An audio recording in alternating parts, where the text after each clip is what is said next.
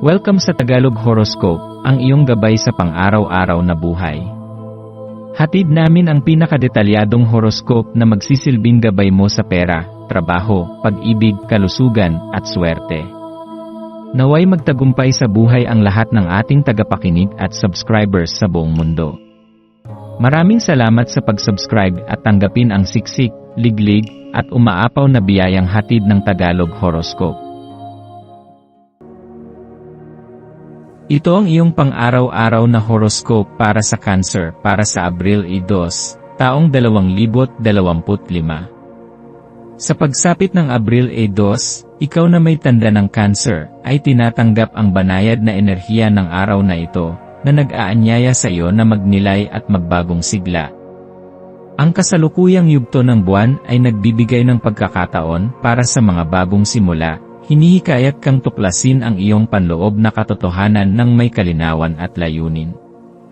Habang ang buwan ay nasa Gemini, maaaring mapansin mong ang iyong isipan ay puno ng mga ideya at kaisipan, kaya't mahalagang hanapin ang balanse sa gitna ng mga ito. Ikaw ay may likas na kakayahan na akuin ang responsibilidad sa iyong mga kilos, at ngayon ay hinihingi ng araw na ito ang iyong focus at atensyon.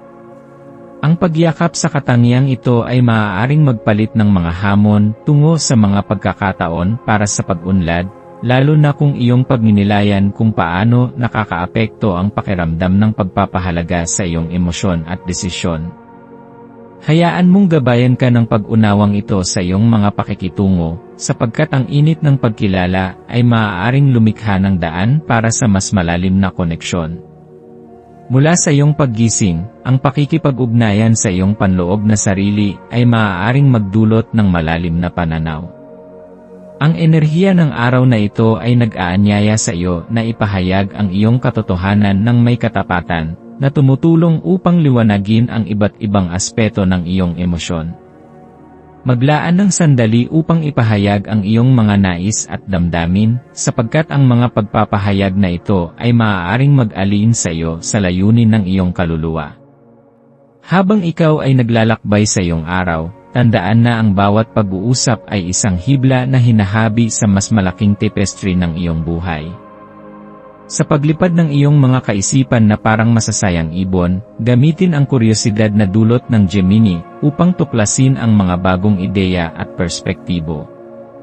Ang iyong karunungan at intuition ay iyong mga kaalyado, gumagabay sa iyo sa masiglang sayaw ng pagpapahayag at koneksyon. Sa paglalim ng araw, maaaring mapansin mong ang iyong emosyon ay nagiging mas malinaw at mas madaling maunawaan. Ito ay isang magandang pagkakataon upang pagnilayan ang mga natutunan mo sa araw na ito, at kung paano mo magagamit ang mga ito upang mapabuti ang iyong sarili at ang iyong mga relasyon. Ang paglalaan ng oras para sa sarili, tulad ng pagninilay o pag-journal, ay makakatulong upang mas lalong maunawaan ang iyong mga damdamin at kaisipan. Sa aspeto ng kalusugan, ang pag-aalaga sa iyong katawan ay kasing halaga ng pag-aalaga sa iyong isipan at espiritu. Ang regular na ehersisyo, balansing dieta, at sapat na pahinga ay makakatulong upang mapanatili ang iyong enerhiya at sigla. Ang paglalaan ng oras para sa mga aktibidad na nagpapasaya sa iyo, tulad ng pakikinig sa musika o paglalakad sa kalikasan, ay makakatulong din upang mapanatili ang iyong emosyonal na balanse.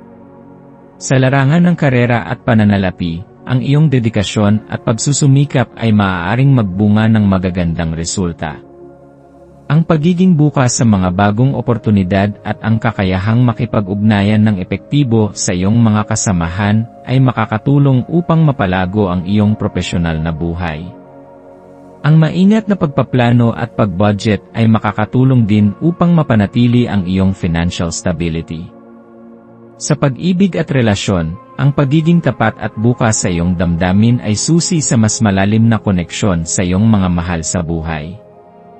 Ang paglalaan ng oras upang makinig at maunawaan ang kanilang mga pangangailangan at damdamin ay makakatulong upang mapatatag ang inyong relasyon. Ang pagpapakita ng pagpapahalaga at pagmamahal sa maliliit na paraan ay maaaring magdulot ng malaking epekto sa inyong pagsasama. Ang Ang maswerteng kulay para sa araw na ito ay asul, na sumisimbolo ng kapayapaan at katiwasayan. Ang mga maswerteng numero ay 3, 7, at 9 na maaaring magdala ng positibong enerhiya sa iyong araw. Ang mga maswerteng gawain ay kinabibilangan ng pagninilay, pagsusulat ng journal, at pakikipag-usap sa mga mahal sa buhay. Sa pagtatapos ng araw, maglaan ng sandali upang pasalamatan ang iyong sarili sa mga pagsisikap na iyong ginawa at sa mga aral na iyong natutunan. Tandaan na ang bawat araw ay isang bagong pagkakataon upang lumago at maging mas mabuting bersyon ng iyong sarili.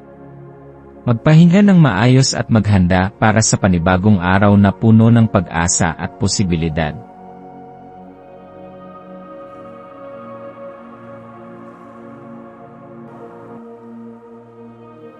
Tayo ay magkaroon ng kaunting sandali upang ipagdasal ang lahat ng mga dalangin ng ating mga subscribers, na sana'y matamo nila ang kanilang mga pinapangarap sa buhay, magandang trabaho, mabuting kalusugan, payapa at masayang pamumuhay, at siksik, liglig, at umaapaw na biyaya at kayamanan. Ipinagdarasal namin ng mataimtim ang lahat ng mga komento sa nakaraang video, at hinihiling namin, Panginoon, na pagpalain mo ang ating mga subscribers ng masayang buhay sa mundong ibabaw. Maraming salamat po. Maaari kayong mag-subscribe sa aming channel na Daily Prayer, kung saan nag-a-upload kami ng pang-araw-araw na Catholic Gospel Readings, Reflections, at Daily Rosary Reading para sa lahat ng misteryo ng araw.